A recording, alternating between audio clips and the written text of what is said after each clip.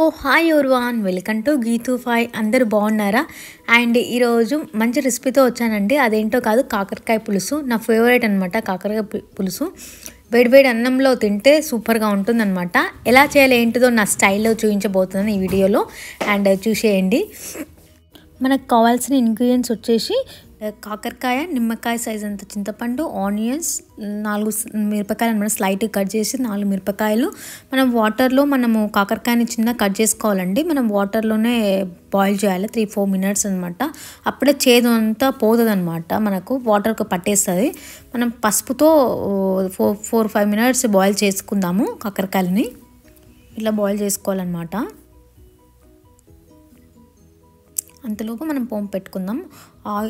Oil వేడయ్యాక ఆవాలు, జీలకర్ర, మినపప్పు, 4 నేను స్లైట్గా కట్ చేసిన మిరపకాయలు అండ్ ఆనియన్స్,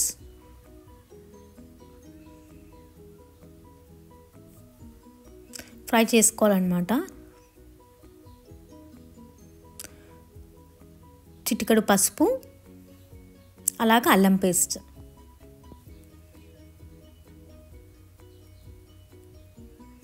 మనం ఫ్రై చేసుకోవాలన్నమాట ఆనియన్స్ని. అంతలోపు మనం ఇప్పుడు 4-5 మినిట్స్ కాకరకాయలు ఫ్రై బాయిల్ అయ్యాయి కదండి, మనం తీసేసుకోవాలన్నమాట. తీసేసుకుంటే మన చేదంతా పోతుంది అనమాట.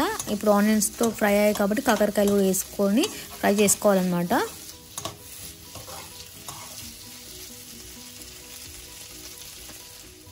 ఇందులో మనం కారం రుచికి తగ్గట్టుగా, ఆల్రెడీ మిరపకాయలు యాడ్ చేశాను కాబట్టి నేను 2 స్పూన్స్ కారం తీసుకున్నా. అండ్ రుచికి తగ్గట్టుగా సాల్ట్.